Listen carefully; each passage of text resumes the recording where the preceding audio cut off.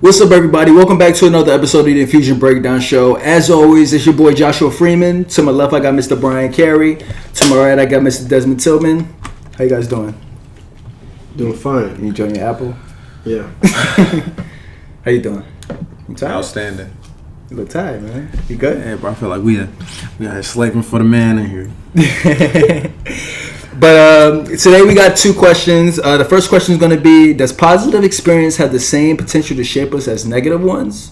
What do you guys think? Comment below. Let us know, okay? Remember, we want to hear everybody's opinion. Let us know.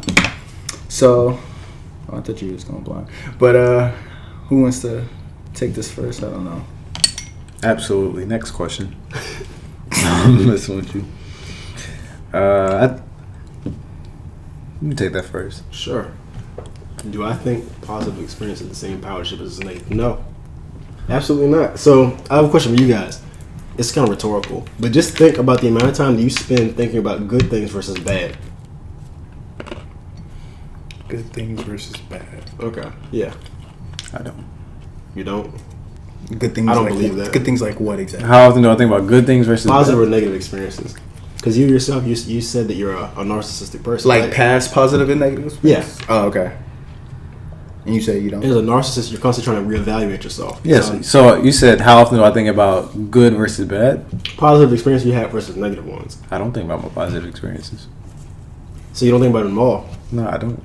Solely Positive negative. experience like what? I'm trying to think like... Exactly. What I positive experience do you mean exactly? I'm always Like making the football team? Like... Anything that you consider where you failed or you didn't perform as you should have, or anything, you know what the hell is negative. No, I'm talking about positive. I know what a negative... Something where you achieve something that you set out to do. You accomplished an objective that you set for yourself. Okay. You got what you felt like you deserved in a situation.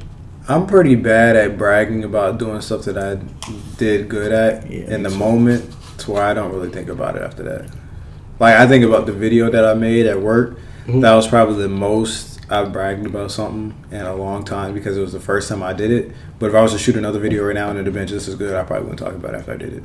I would use it as a reference to see what I can do, but I don't think about it like all the time. You want to be vocal about it. Yeah. With me, I'm kind of going always. I'm always on to the next thing, so I kind of never look at my old work. So I kind of don't brag about something like that too. But I'm also cognizant that focusing on a lot of the negative breeds a lot of negative thought. Mm-hmm. So I really don't focus on it at all, like positive or negative experiences. I feel like when I focus on experience in itself, whether it be positive or negative, I found myself trying to like recreate those moments, or like trying, like, I'm obviously in the search for some like pick me up of some sort, or I'm like, yeah, we'll just use the positive per se. We're not going to use the negative experience. Like if I'm constantly thinking about like positive experiences from the past as a means to like recreate, or like, you know, just for something to go right in life. Mm-hmm. I'm overdoing it. Like, I'm trying to manipulate an outcome that I probably don't have any control over, instead of just taking everything in stride like I did previously to get that positive experience. So that's probably why I don't think about it as much, because I've just come to the realization that it'll come when it's time. Mm-hmm. And, you know, the whole reflection thing, like, yeah, you want to reflect, and sometimes reflection revolves a lot around negative experiences, but you don't want to dwell on it, because reflecting in itself takes a lot out of you. Because if you're going to reflect, and what is actually supposed to happen during that reflection is you're stripping away everything. You're stripping away what you wanted to happen, what that person wanted to happen, and you're trying to get straight down into the truth of what you could have done to make the situation better. Mm-hmm. And I feel like doing that in itself, it takes a lot out of you, because not everybody can do it. And if you have the ability to actually reflect on those negative experiences, you're going to have some moment to yourself where you're literally drained, because it squeezed your mind to the point where it's like nothing left. It's almost lifeless, and then you have to rebuild yourself back up. So that's why I don't try and reflect on positive or negative experiences that much, because if you're going to reflect on it, then you have to remember what went right, what went wrong, and then what actually was. And it's just it's a task in itself. So that's my personal reason why I don't try and reflect on positive or negative experiences that much. But you do agree that, well, you did say that you spend more time with negative thoughts. Yeah, definitely. So I agree too. So that's what I assume for most people is that we're in the cycle where we think about what we did wrong and kind of trying to devise ways where we could have behaved better or got the desired outcome. Yeah. And it breaks down to, in a healthy way, it could just be reflection where you just do it for a few minutes. Yeah. But when you get to the point where you're ruminating, you're thinking about it over and over again obsessively, Yep. that's when it's a problem. And that's what people, you can think yourself into depression, essentially. Yeah. But, Hit the nail right on the head. yeah, we that's a condition that you can create. Most people who have depression and mental disorders, they are not the byproduct of their biochemistry, but habits. Okay. Well said. But yeah, so pain is I also said that pain or the fear of that pain is the ultimate motivator. So you kind of think about a bad experience you had, and that's why you think about it so much longer. Is because it hurt. You don't want to feel that feeling again. You're trying to avoid it at all costs. So you're constantly trying to revise your strategy. I gotcha. So you agree with him? Yeah, actually, I do. So do you still say no? Or you say yes? No. He never gave a definitive answer. Yeah, I didn't- He was answering my question. Oh, okay. Yeah. I thought you did. Okay. If I were to give a No, he did say. no, he did. I answered this question. I never gave I said what I would try to what I try to do. Right. I'm actually gonna say I feel like they would have the same potential because if we look at how much attention we give negative experiences, if we were to actually address positive experiences for what they were and realize how special it is in the moment, we wouldn't just easily let them go by. It's just letting them pass by. We would actually appreciate them for what they are and realize that the experiences that we're going through, not everybody has the privilege of going through that positive experience. And some people will literally be on their deathbed wishing they would have did this, that, or the third, and you have the opportunity to do it. Instead of just taking it in stride and just expecting it's a part of life, you kind of need to celebrate the moment in itself and realize that, yes, it was supposed to happen, but there's a chance that it might not ever happen again. And that's why you kind of have to celebrate the positives just as much as you do the negatives, because it definitely goes into last week's topics to where, it's kind of us focusing on what's going well rather than what's going wrong. They kind of go hand in hand. So if you're kind of celebrating the positives just as much as you do the negatives, then you're going to find more balance rather than you just focus on the negatives and just thinking yourself off the deep end. But it's so much easier said than done. It is. Because it's a natural habit. I've been doing this, for example. I don't know how long you've been having the idea where you think more towards your negative behaviors or your negative outcomes. But I've been doing this for so long that it's ingrained. So trying to rewire myself is difficult. I learned a lot of bad habits habits in one night. Okay. I thought she was gonna. I think she's gonna go down the route as far as why we have negative experiences is because why I think she's gonna say that it doesn't shape negative experiences shape us more because we don't take the positive experience and not seriously, but we don't. I guess you say more seriously than the negative ones. That's what I thought she was. That's essentially what I was saying. Oh, okay. It was flipped in the sense of why we should focus more on the positive. Okay. Because it's obvious that the negatives shape us more than the positives, but we neglect the positives because they're positives. It was supposed to happen. It's a good thing. Move on to the next. We've been so accustomed to not counting our wins in life that we only pay attention to the losses, and really the wins surpass the losses. We're just stuck on the few that we just can't get past. We've done a lot more good in life than we've done bad, yet we always stick to what went bad. And we let that bad, mold us into the person that we really shouldn't be. But I think the reason we do that is because we know who we could really be. And we feel like we're constantly falling short of that. We know who we could be, but at the same time, reflecting on what you accomplished reminds you of what you can be, rather than focusing on the negative of what you haven't done. Because if you focus on what you haven't done, then you're overlooking a lot of what you have done. Because it really might be a minor loss that you just can't get over. But case in point, say for example, you want to go to law school. Law school students have one of the highest suicide rates. You get your bar license, you practice, and then there's this one case, this one client that just isn't working. Yeah, that's a loss, but remind yourself where you started from. Remind yourself that you accomplished what only a small amount of society has accomplished, and that loss is just part of life. It's part of routine. A lot of people sit here and get an undergraduate degree, then they go work a job that's not fulfilling, but you have to remind yourself that what you have in that bachelor's degree is a ticket to where even if you're not fulfilled at that job, that degree is potentially a chance for you to go find another job. You're not limited to just working one specific job like somebody who doesn't have the resume that you have. And I think a lot of people forget about those positives. Like, the degree is the ticket in itself. It's just how you use it. And people are so caught up in like not and getting constantly turned down and not realizing that, you know, people with the same degree as you, they're applying for the same jobs. It does not mean that you're any less than them. It just means that there's competition. You gotta make do with what you gotta make do with. If it means packing up life and moving to another area to where the job market is better, then that's just a part of life. It's not the end of the world. You just gotta have the mind frame to do it, because it's easier said than done, which is with everything in life.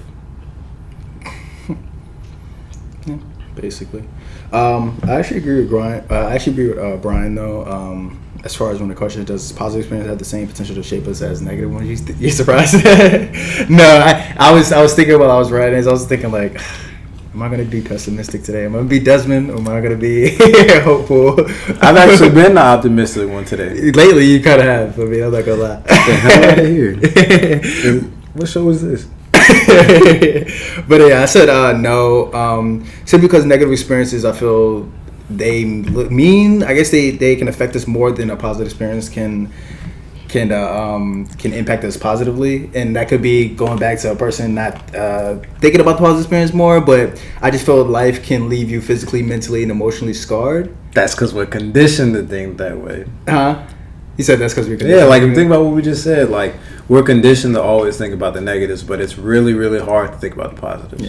Yeah. So of course, like if we're basing it off of how we currently think, we're going to go with what you guys are going with. But I'm sitting here thinking, like, if we actually think about our potential as humans and looking at what good comes out of looking at the goods and positives in life, and think about how good we feel as human beings, there's so much more to accomplish. Maybe I'm looking at it as far as a different scale though, because like I said, life can leave you physically, mentally, emotionally scarred. Because a person that's seeing their friend, a person that's that's developed PTSD from seeing their friend die in battle, could be more detrimental than a person seeing like the birth of their child, or being positively impacted because of their trip to Africa. Or the incident had more weight. Yeah, because it has more weight. Does that, you know what I mean? Yeah. Okay. Do you agree? Yeah, but that goes back to last week when I say everything in life is really a case by case thing. And really, if you took two incidents of equal magnitude on either end of the spectrum, you would still find that the negative one still has more weight, even though they're equal. It'll be more persistent in your memory. Yeah. Because it's what you didn't accomplish rather than what you already accomplished. And we have this obsession with perfection. And I think that once you lose that obsession with perfection, then you can kind of be more realistic and look at what you actually have accomplished. Okay. Interesting. I have an additional question for you too. What's that? So we all agree on how we're conditioned to think, right? Yeah. How we do just arrived at different somehow. Yeah, 3 different routes. So how do we overcome that? I'm sorry, ask your question one more time. How do we overcome our conditioning to recall the negative incidents at such a higher rate than we do the positive ones? Or what are some strategies that you guys use or employ?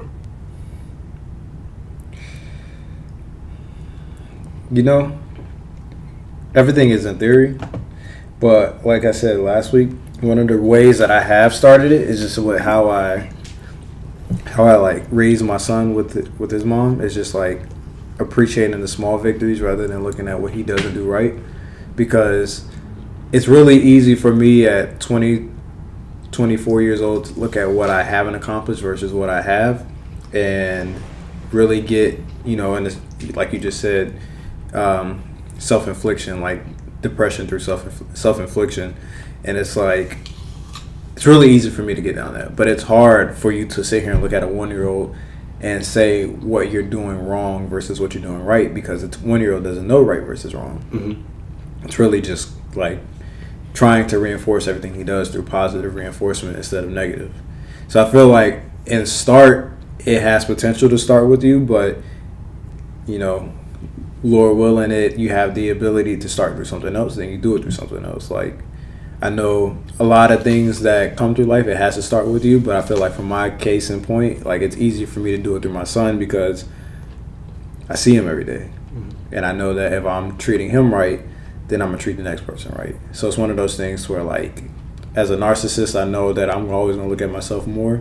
But if I feel like if I have the ability to do well for somebody else, then I know I have the ability to do well for myself, and that's how I kind of dissect it. So that's how I would address it. I know you would address it differently. To a different magnitude. Yeah. Like, I have my favorite breakfast cereal in the morning, and it makes me feel good. I don't have that same, like, that's the closest thing to, like, seeing that in your son. Yeah, because I'm not a parent or anything like that, but I do small things. Yeah, like to get appreciation from. Yeah, routine. More like self-care routines and stuff like that. Yeah, definitely. Like, take the extra time to prepare, like, my favorite meal or go on a trip with some friends or do something like that. Just things that I to myself. That's actually, like, spot on, like, the whole self-care and knowing the person rather than just walking through life with no direction. All right. Were you saying what we do to focus on the positive experience rather than the negative experience? Like, what do you do to overcome the trait, the negative habit that we have of focusing on the negative things? I don't think about it. Probably just don't think about it. As far as I think you're lying. No, I don't think. As far as like, because I was thinking of examples as far as like not being ahead in life. I just don't think about that because I know. Or a failed relationship, you might have felt it was your fault. You could have done something differently. You said a failed relationship. Mm-hmm. You don't ruminate on things like that? The only relationship I felt that it was felt and it was actually my fault was my first one. And I don't think of that as like, oh, that's the one that got away, because of course I was a different person than I was at that time. And I'm focused on a woman that's probably a bit different than what I had. So. I would hope so. But that's the only relationship as far as that. But other things, as far as not being ahead of life, as far as not being my job, like as far as not having a job, or as far as the wealth, I don't think about it. Is there any other example you can throw at me? It seems to be pretty extensive. You cover your career, your whatever. You don't think about that. Yeah, I don't honestly just think about it, but you're not like the rest of us. Which I'm particularly surprised because it's a lot of similarities between us. I feel like we share a lot of the same habits. You might do like we're on a spectrum. I feel like we're really close, but you might be a little bit further out there. So like your habits are like a more extreme version of myself. So I figured if I did it, I know damn well you do it, which is not the case apparently. Yeah. But interesting. Yeah. Anything else you guys want to talk about as far as this topic? I think we said what we had to say about that. All right. But what do you guys think, though? Does positive experience have the same potential to shape us as negative ones? Do you guys have any positive experiences that shaped you more than any negative ones? Let us know, okay? Comment below. The next question is going to be, when it comes to your personality, what has influenced it more? The way you were raised or the way you were within society? Let us know. Comment below, okay? So, I don't know. Which one? I want to hear what you want to say first. He's gonna do that. I know he's gonna do that. I can tell by your face what you're gonna say. But with me, when it comes to my personality, was influence shaped it more? I want to say society at first. Society is, as far as how I am now. How I grew up, I was like the goofy type. And like the class clown and everything like that, and I got that from my family and everything, because we always used to joke whatever. Used to watch the Wayans brothers and be like, oh shoot, that's technically us. We just don't have a show basically, but that's how because I used to like joking whatever, and I got that from my family. So I feel that shaped my personality then. But as I gotten older, I've gotten less jokey, more calm, and more nonchalant, and more just chill and everything like that. So, and I feel that's more as a result of society and how my experiences in society, basically. But yeah, that's how I feel as far as. It's funny because you said nonchalant. I picture a dictionary page with the word nonchalant and your picture next to it. Looking like your user face. But as I was growing up, though, I always knew, like, I've always had a sense of morality, as far as, like, I've always knew what is right and wrong. So as far as my parents never had to teach me as far as, like, this is what you do, this is what's right, this is what's wrong, as far as, like, you should open the door for the lady or whatever. Like, I already knew that. I developed that myself when I was younger. I just knew that, like, oh yeah, that's right, I guess, from seeing people in society, I would say. But like I've always knew that, so that's why I say as I've gotten older and society's more shaped my personality in a way that's made me more calm, more nonchalant, that I feel society has more of an impact than my parents in a way. What? Society, you say? Yeah.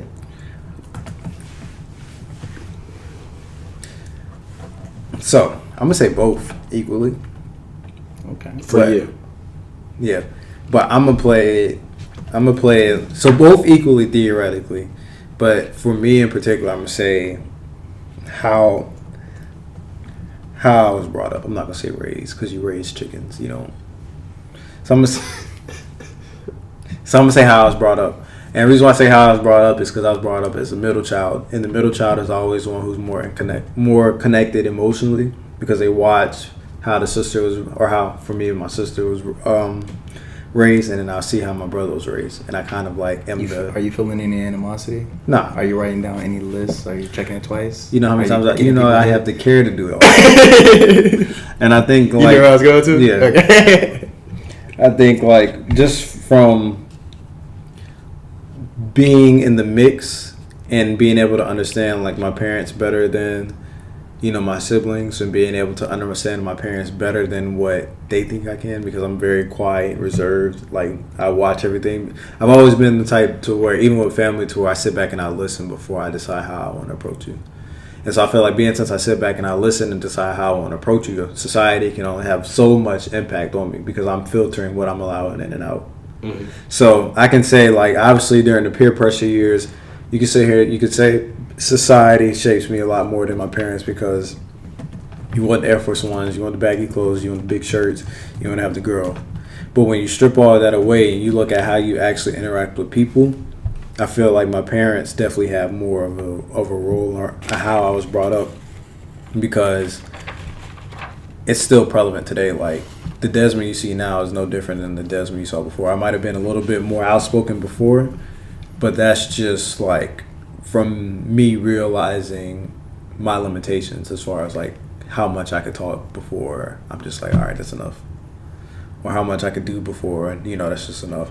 Now the reason why I still go back to what I was raised, because at the end of the day, or how I was brought up, at the end of the day, you're brought up and there's a point in time where you disconnect from like your parents, like what their word is, their word. So I've never been the type of person that has smoked weed, or I have done it, but I've never done it for the sake of trying to fit in with society, because that's what society said was cool. You wanted to. I've done it because I wanted to. So that's why I say how I was brought up has always affected me, because everything that I've done has kind of been like, I'm gonna do it if I want to do it. If I don't want to do it, I'm gonna have to deal with the consequences. Mm-hmm. And that's just how it's always been. Like I can't say society taught me that behavior, because I've known that as long as I've known me. What if you're looking at it the way as it taught you that behavior because of the stress that society has put on you? Well, society didn't put any stress on me until I allowed it to. Like I really didn't start dealing with the stress of society until I started dating women. Sounds about right. Like I really just like I would literally. Dating doesn't have to be stressful. It doesn't at all.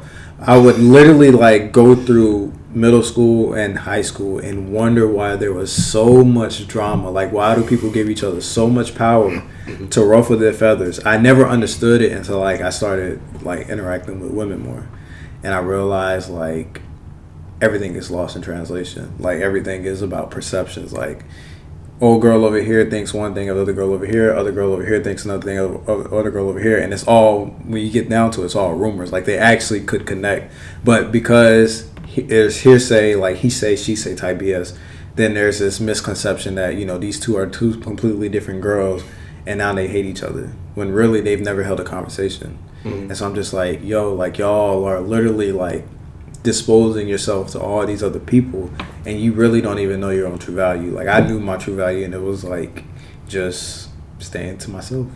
I've always been really good at staying to myself. So I've never been the popular kid. I've never been the boring kid. Like I was the one that the popular kids hung out with, and then that the boring kids could relate to. It was weird. Popular kids liked you because they thought you was an a-hole, and they was just like, oh yeah, like, exactly. I guess he messed with. He loved it.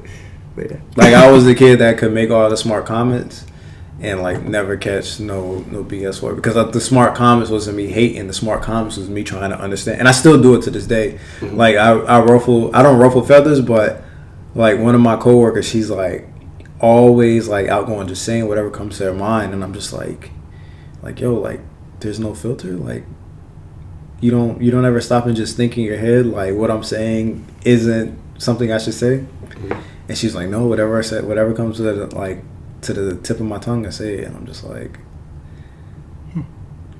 okay. So every time she says something weird, I look around me and everybody's just, I'm like, bro, like nobody else hears what I'm hearing. Like you cannot be serious.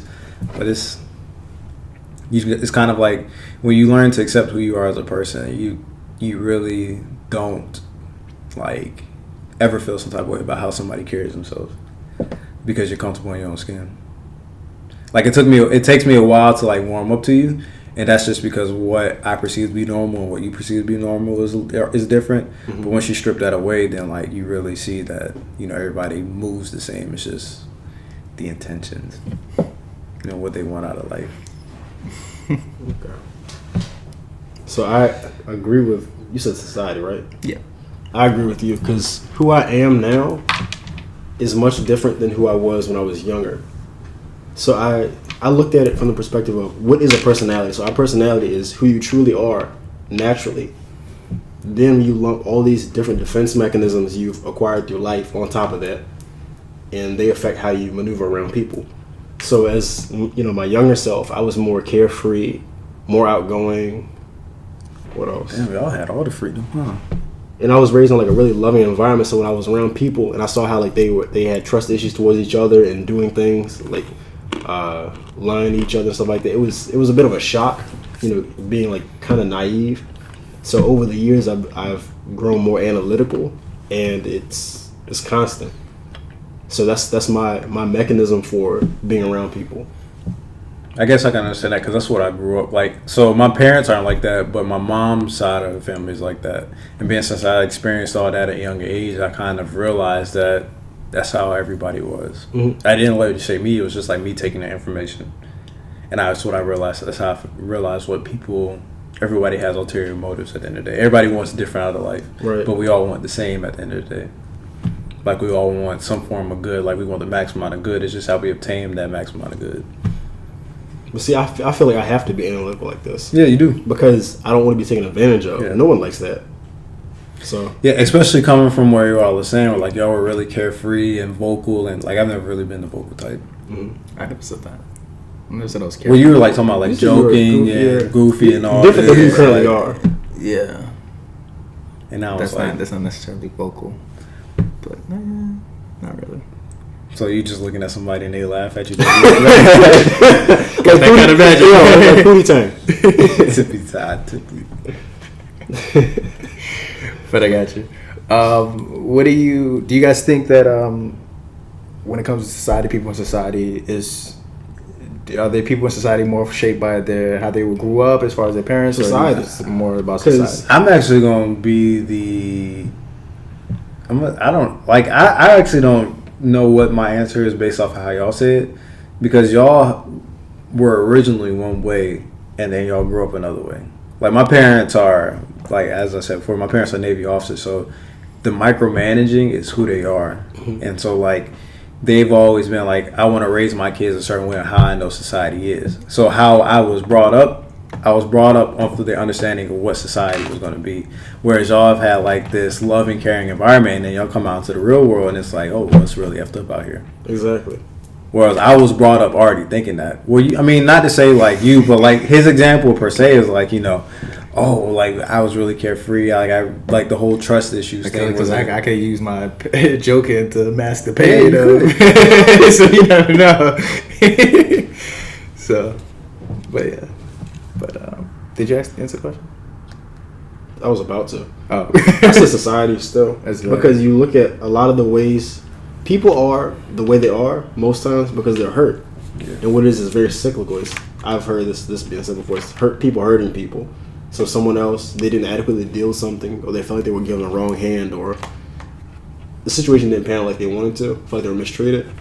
and then so they'll adopt negative behaviors and then transfer that energy onto another person, and that's just so prevalent. So I feel like society's more shaping. That's an adage on top of who you were originally. The same way kind of like I was. I'm more analytical than what I was previously. Not saying that I wasn't analytical at all when I was younger, but it's just so far advanced. I got you. Interesting. Good. Well, no, I mean, the question you're asking is, that's why I said, theoretically, I'm going to say both equally. But from my personal perspective, it's how I was brought up. And the reason why I say both equally, because you started off saying, like, family, and then it switched to society at some point, where you started off with family, and it switched to society at some point. Like, for me, it's been this way like, as long as I can remember. I got you. He was explaining the relationship then, so Yeah. As far as in you guys' morality, as far as how you guys view morality, was that shaped more about your parents or more about how you view society? Like, how was your experiences in society? Like, okay, I view good and bad like this. what do you mean, like, don't steal and stuff like Or that? it could be anything as far as what you feel is good and bad, or how your parents raised you. Like, remember, don't steal, or were you more shaped by? I'm going to say my view of morality came from society, because I felt like my mom is a Christian woman, and I've always, like, questioned the word even as a kid. Like, I questioned why I had to be at church, what was the purpose of it. And then when I kind of got into, like, the morality, I was like, you know what, a lot of this stuff sounds man-made. And I was like, if we're all the same, then who is to say, like, what's right or what's wrong? Like, why is one person allowed to say what's right or what's wrong? And then, like, I kind of stripped everything away, and I was like, if you're living your life based off of, respecting one another, not treating anybody with any malice or harm or intent, then, like, really, those should just be your key morals right there. Like, obviously, morality, it could be really complex, and it can be really simple at the same time. But me, it was like, me trying to be the badass per se, and sit here and say, like, I want to be as disconnected from society as altogether. So, what are morals? I got you. Like, there's not to say that I got strip morals away, and I'm kicking old ladies' canes as I'm walking by. It's just like, I was like, it was me trying. I went through a point in time, like when I first started studying philosophy, of trying to find the origin and everything. Mm-hmm. And when I find the origin and everything, I find out, like, everything is man-made. Like, some guy came up with the guide, and it made the most sense, and everybody followed it. That's kind of like how I've always looked at it. So it's like, who's to say I can't be the person that comes up with my own, and then one day everybody else follows it? Kind of trying to be like this pioneer that I never was. But nevertheless, like, me knowing that if I walk to the like, what is it, the step to my own beat, or the sound of my march own, to the beat of your own drum. Yeah, if I march to the beat of my own drum, I'm more likely to believe in it instead of just buying into what society says is right. So in a way, society shaped it, but at the same time, it didn't, because me realizing what society was calling for was what I didn't really want to walk with. I got you. I actually got into an argument with I don't think we had my son yet, but I actually got into an argument with my son's mom about that. Because I was like, about what exactly? But, like, arguing that morals were, like, this man-made thing, and that we could come up with our own as long as it doesn't infringe on other people's, like, basic human rights and beliefs. Not trying to point, like, oh, you believe in this, but you're wrong. Mm-hmm. Like, just, like, finding what makes you whole and, like, sticking to it rather than sticking to what somebody else says you should. And she wasn't trying to hear that at all. Because more or less we're all trying to achieve the same goal. Exactly. Is to have a good life. Exactly. What you think? What do I think? Yeah. About what? He was saying, do you think your morals are shaped more by how you're raised or society? I would say how I was raised. Kind of figured like it's a little more religious, so it would make sense. It's not bad. I mean, a lot of religious family, that's where they get their morals from, basically their religion. I mean, but if you try to separate, if you were to find a quote unquote religious family by whatever means you decide that, and you were to just take away the religious part of it, what would be different about their current moral system than the one that they would have then? They don't have a God. That's not a moral. You said a moral system? Yeah. Like, the Ten Commandments, are any of those... They're things that most people follow, right? Yeah. You know, don't murder, honor your mother and father, things like that. So, what would be different? As far as their moral system, would they just, start killing people, or... That's a good question. So I guess that's a topic for another day. I As know far it as like, is. do we need? But I'm not gonna. I don't want to dive too deep into that. But that's a topic for another. You're gonna be talking about how the white man believing in God and slave. That's why he doesn't want to go into it. I see where he's going with it. I don't know about that. That's why, like, every time he brings religion into, I'm like, bro, you are trying to open up a can of worms. Yeah. Oh, yeah. But is there anything else you guys want to talk about? I want to answer. Like, just the concise one. You don't have to go too far in depth. Wasting my time? So what would the difference be if you were to take away religion from a religious person's value system? What would be the difference? I don't think there is any. No, there's not.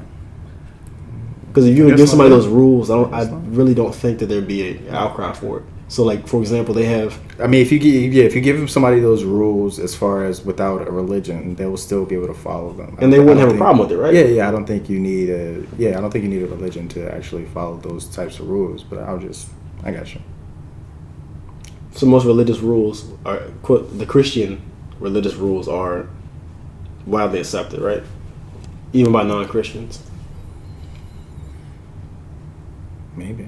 I guess. I don't know. Okay, that's good enough. I wouldn't know exactly. That's good enough for me. I would say, yeah, because it all starts somewhere. Okay. A lot of people start off in churches and then go their own separate route. I was just thinking as far as outside the country. That's what I was thinking. Outside the country? Yeah, outside the country. As far as... You can't really get into outside the country because Okay. then you that's into third world countries who are really just... And then That's right. the multitude of religions and idea systems. And even then, a lot of them they have like tribal beliefs. It's not God. Oh yeah, true. But yeah, I got you. Anything else you guys want to talk about as far as the topic? Cool. So, shape your personality. You said society first and then family, or No, family then society, society. right? I was the way I was, and society